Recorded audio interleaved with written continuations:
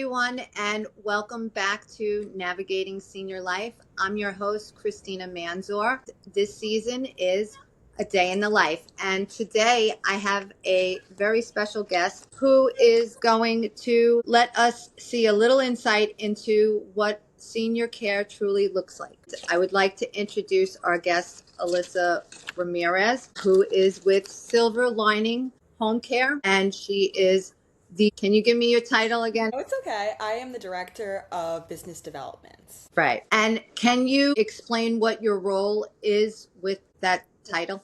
Oh, so I lead business development for our home care agency. That means that I'm building relationships with rehab centers, with hospitals, and community organizations so I can help connect patients to care. Also, a big part of what I do is helping guide families in navigating that complicated process and helping them through getting set up with care, especially through MLTCs, what Medicaid is, and any other type of programs out there. And what geared you to get into this part of healthcare? I know I read a little bit about your grandmother and NHTD transition. If you wanted to talk a little bit about that and Yeah, so originally, this is not where I expected myself to be in home care. I actually came from a background in the medical laboratory field. So I made a transition because I felt like the work I was doing there didn't necessarily have, I didn't see that initial impact that I do in this field where I'm really making impact on quality of life for families, and I see that. So that's why I got into it, and I'm happy that I did. wow, that's great. And can you walk us through in healthcare, there's no typical day, but Yeah. can you walk us through like an almost normal day or a typical, atypical? So, like you said, every day is not the same. It's very different. Most days, I'm working with my team to help getting patients the care that they need, whether that's working with the social workers or case managers at the rehab centers that may have think people that have gone in for surgery for a knee replacement, now they might need care at home after the fact, or they might have had a stroke and they're at the hospital, and now going home looks different. So I do that type of work. I'm dealing with the social workers as well as families directly. And then some days I'm at senior centers educating, maybe a symposium or a conference. But ultimately, my goal is to help families and individuals get the care that they need. And if you were to give suggestions or advice to somebody that was gearing into your type of role in the healthcare field, what would that be? So, someone that's getting into my role or someone that's needing care? Somebody that's getting into your role. So I would say connections are key. You want to make sure that the people that you're working with are good people. You're making sure that every day you're going out and making sure that the social workers know who you are, they know what patients you're working on, and giving them updates. I think a lot of times I hear social workers are working with individuals from other agencies, and they always say communication falls off. And I think a big part of what I do, especially with the Medicaid and MLTCs, is it's a long process most of the Right. time.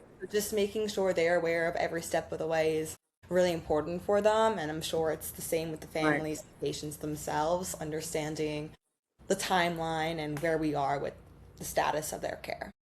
Yes. I also feel like with healthcare now, it's there is a connection, and Hmm. a lot of people do care so that that connection doesn't drop off. It doesn't stop from the hospital to home or the hospital to rehab to home, and Yeah. then it just keeps continuing on even with home care.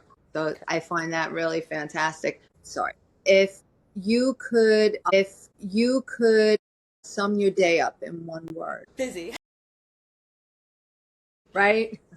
That's Yeah. what comes to my mind. Everybody else comes up with a good answer. But I yes, know. it Just really feel like I would love to give like a better answer and say right. No. I love what I do. I do love what I do, but Right. my day is so I'm going to this rehab to see a new social worker. I'm going to a house to work with the family and get their next step. I'm working all the time. I'm someone that really cares about patient care. So I give my personal number out to families because I always say if this was my parents that were in this situation, like I would want an answer on at like 7 p.m. on a weekday or on the weekend at 9 a.m. Like if I have a question, even if I think it's silly, I want an answer right away. Mhm. So I like to be that point person for families to understand how it is, and I'm always there for them. So when I Right. say busy, it's because I'm really working all the time. Yeah.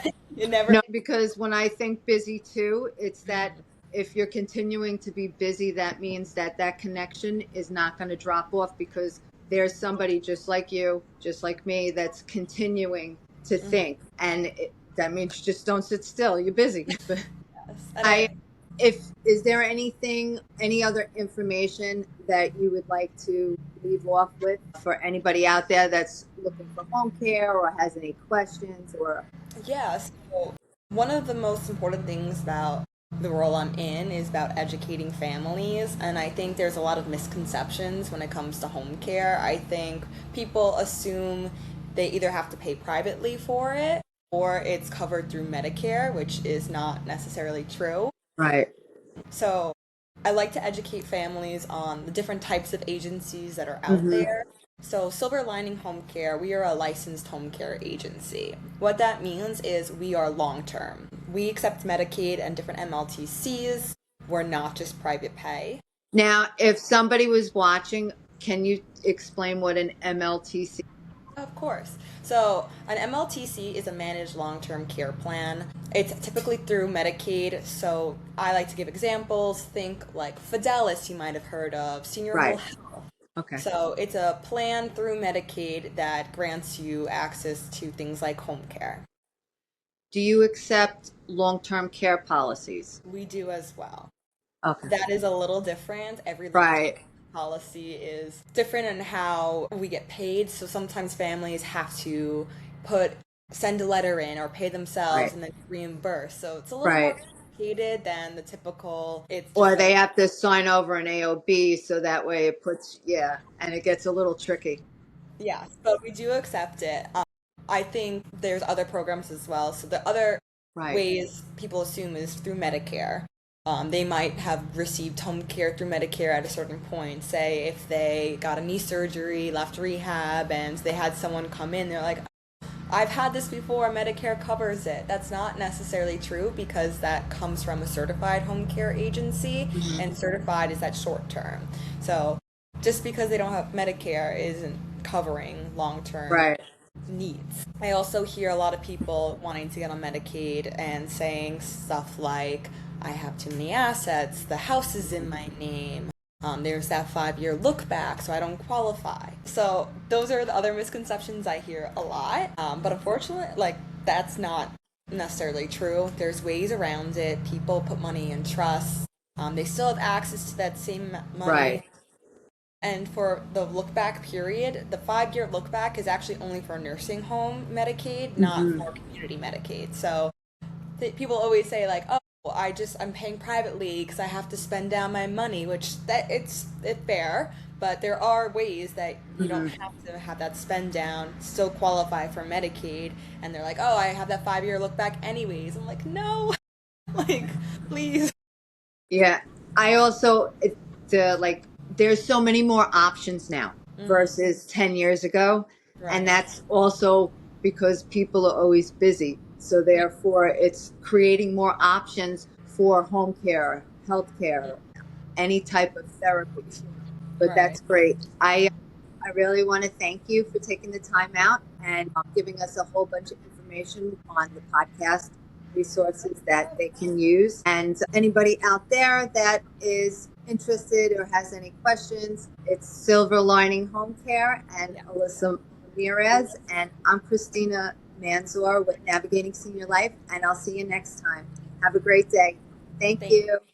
All right. Bye-bye. Thank you for watching. Please share, subscribe, or like. If you have any questions, want to be a guest, or have a topic or tip you want to share, call 631-406-9726. Thanks for watching. Keep navigating senior life one day at a time. Stay tuned for episode 6, special guest, the aging icon.